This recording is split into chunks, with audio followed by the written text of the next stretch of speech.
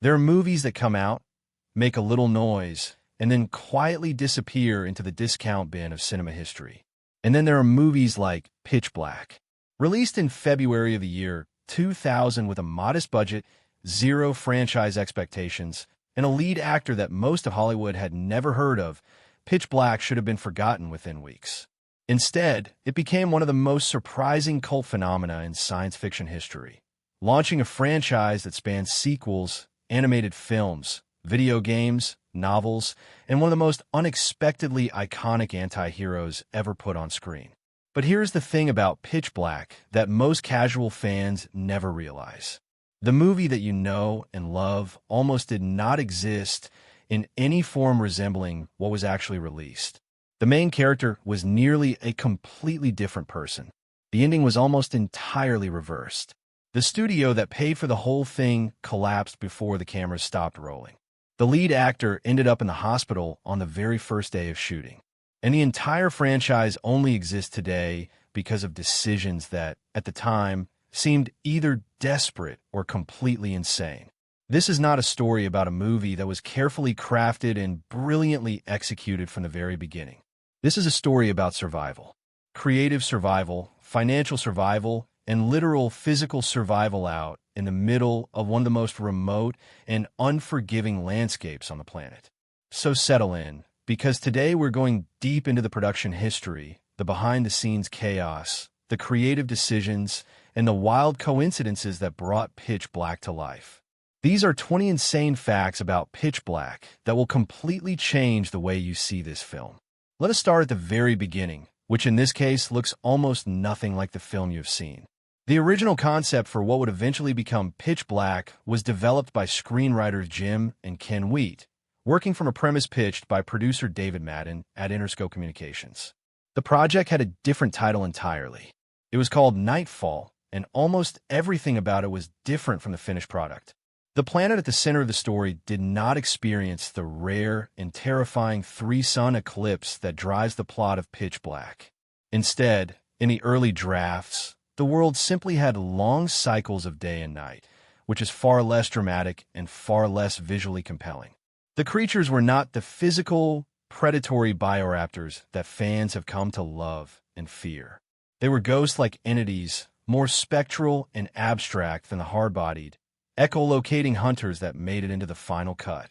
The setting and tone were entirely different, and frankly, the story as originally conceived lacked the visceral, high-stakes tension that makes the final film so effective.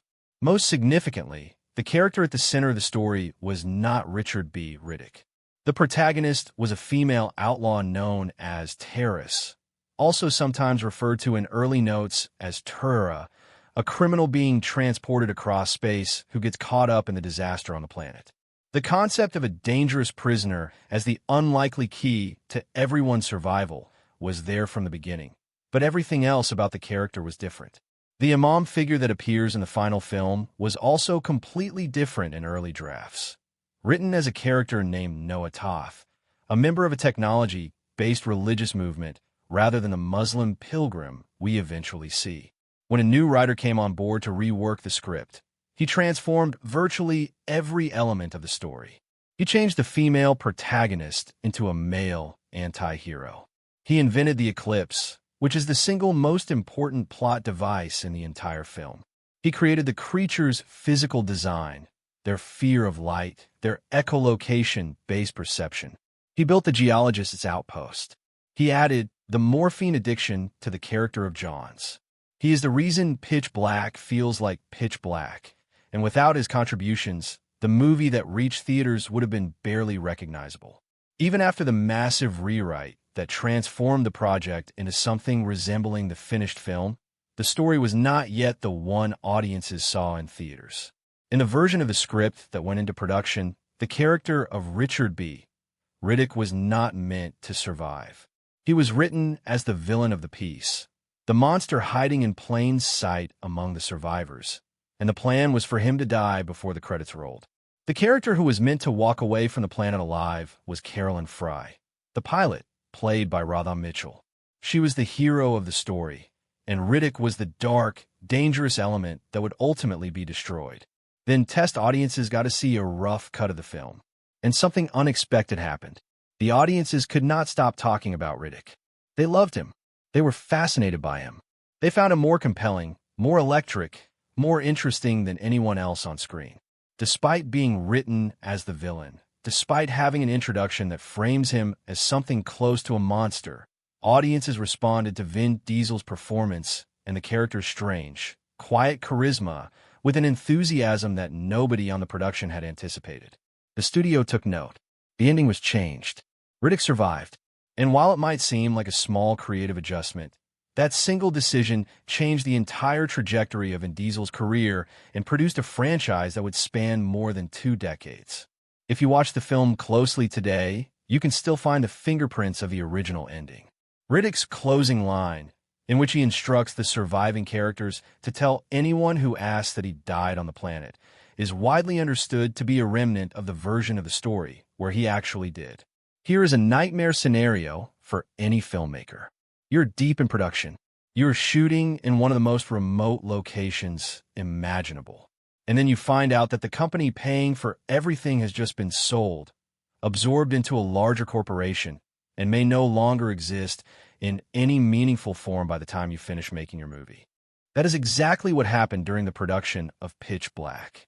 The film was originally funded and produced under Polygram Filmed Entertainment. But during the course of filming, Polygram's parent company was acquired, and the studio began a process of being absorbed into Universal Pictures. For the crew and cast out in the South Australian outback, this created enormous uncertainty. They were already dealing with difficult conditions, unexpected weather, logistical challenges, and the inherent stress of a remote location shoot.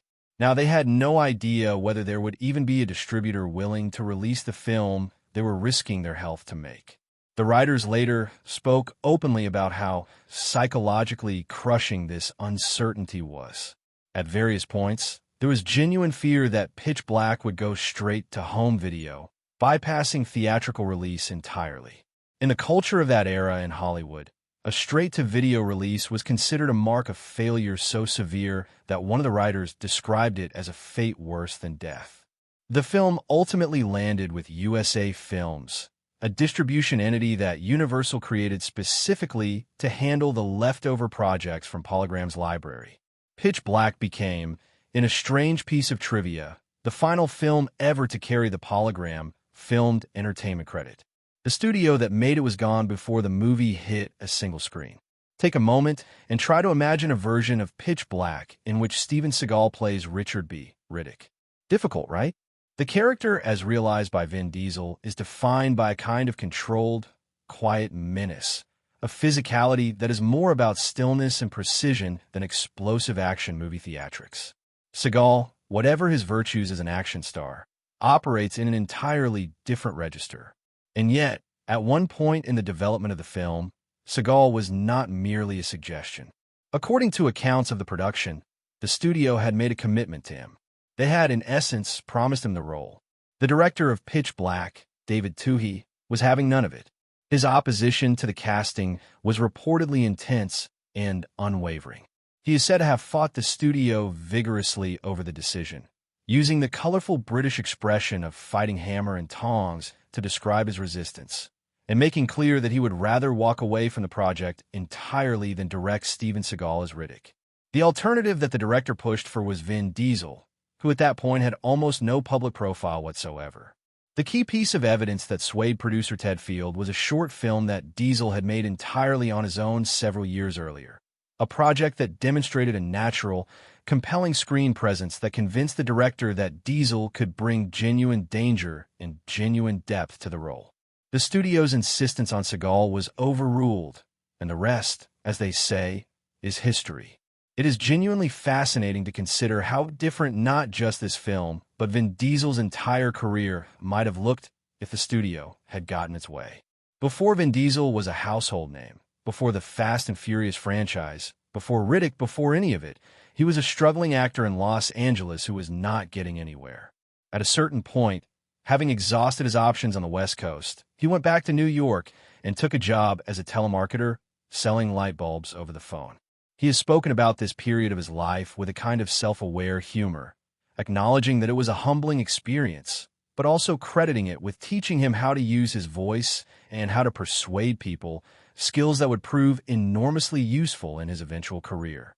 In 1994, before all of that, Diesel had taken matters into his own hands in a remarkable way. With just $3,000 of his own money, he wrote, directed, and starred in a short film called Multifacial. The film is autobiographical in spirit, following a multi-ethnic actor who struggles to get cast because casting directors cannot figure out exactly what ethnicity he is, and therefore cannot slot him into the narrow categories they are working with.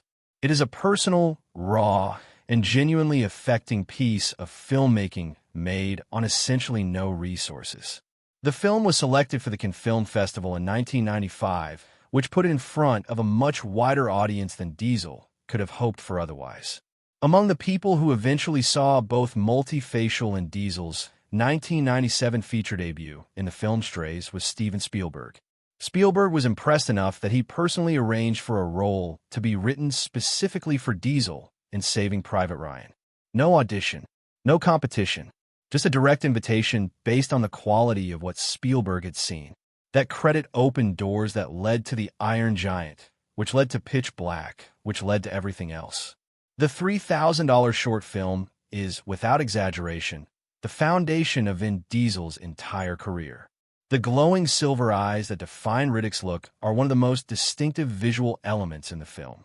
The explanation within the story is that Riddick underwent a back-alley surgical procedure in prison called a shine job, which gave him the ability to see in total darkness but made his eyes hypersensitive to light. In reality, the effect was achieved through special contact lenses, and the story behind those lenses is considerably more painful than anything in the movie itself. The lenses that Diesel wore were described as prototypes, meaning they had not been extensively tested or worn by anyone before production began. On the very first day of filming, a serious problem developed. The lenses became stuck. They would not come out. The production was taking place in the remote South Australian outback, far from any major population center, which meant that the nearest eye care professional was approximately 3 hours away by ground. The production had to arrange for a doctor to be brought to the set by plane just to remove the contact lenses from Diesel's eyes. Following the incident, Diesel was taken to hospital to be thoroughly examined for any lasting damage to his eyes. As a direct result of what happened on that first day, the production arranged for an optometrist to be present on set for the remainder of the shoot. Despite the pain and the medical complications, Diesel chose to continue wearing the lenses throughout the production, even as the visual effects team increasingly relied on digital work to create the eye effect. His reasoning was that the lenses physically changed the way he moved and behaved, making him rely more heavily on body language and physical performance rather than facial expression, and he believed that contributed something real and valuable to the character.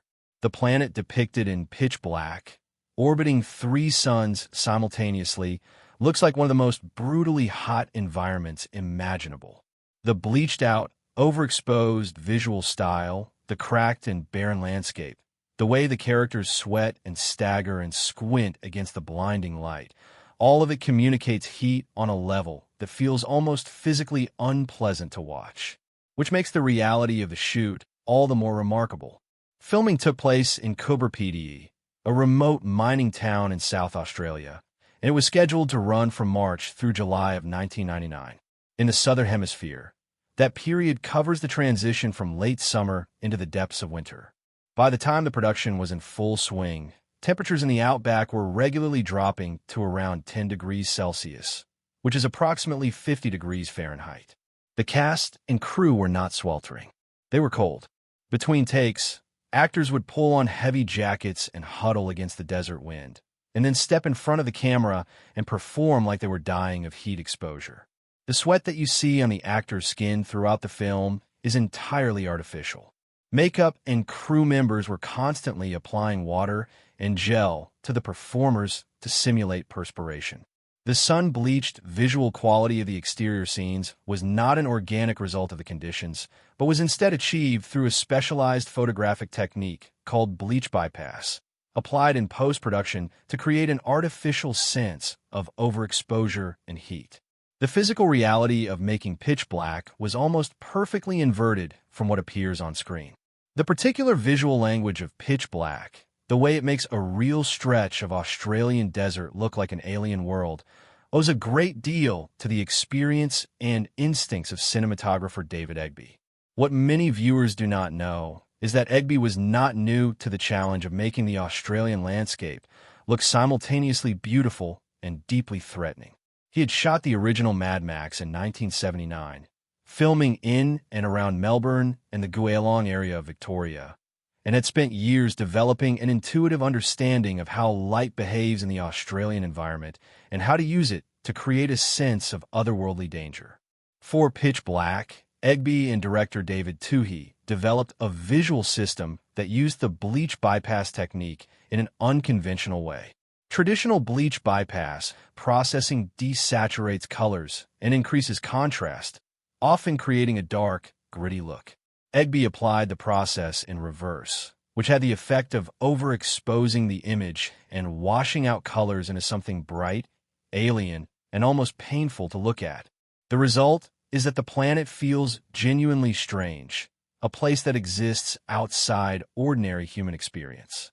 Beyond the bleach bypass work, Egby designed a detailed lighting system that coated each of the planet's 3 suns with its own distinct color palette.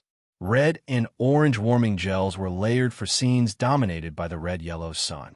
Blue filtered lights created the cool, calm quality of the blue sun scenes. The technique was not merely aesthetic. It was a storytelling tool, one that communicated mood, danger level, and narrative information through color in ways that worked on audiences below the level of conscious awareness. The creatures in Pitch Black, which have been affectionately nicknamed bioraptors by the film's fan community, are one of the most distinctive monster designs in science fiction cinema of the early 2000s. What most viewers do not fully register, even after multiple viewings, is that these creatures are completely eyeless. They do not have vestigial eyes hidden somewhere on their heads. They have no optical organs whatsoever. They navigate, hunt, and interact with their environment entirely through a sophisticated system of ultrasonic sensing, building a detailed acoustic map of everything around them rather than relying on sight. The design process for the creatures involved several iterations, and one of the key decisions the creative team made was about how to visually communicate the creatures' blindness without making them seem passive or non-threatening. An early design featured a ball-shaped structure on the head that was intended to represent the ultrasonic sensing organ. The problem was that it looked too much like a conventional eye, which confused audiences and undermined the creature's uniqueness. The design was revised to use armored membranes instead, which communicated blindness more effectively while also making the creatures look even more alien and unsettling. One detail that rewards careful attention on rewatching is the creature's specific anatomical weakness. Their ultrasonic sensing has a blind spot, a zone directly in front of them where their acoustic perception is less reliable. This is established in the film and actually influences some of the characters' survival strategies, though it is easy to miss during the chaotic and dark sequences that dominate the film's second half.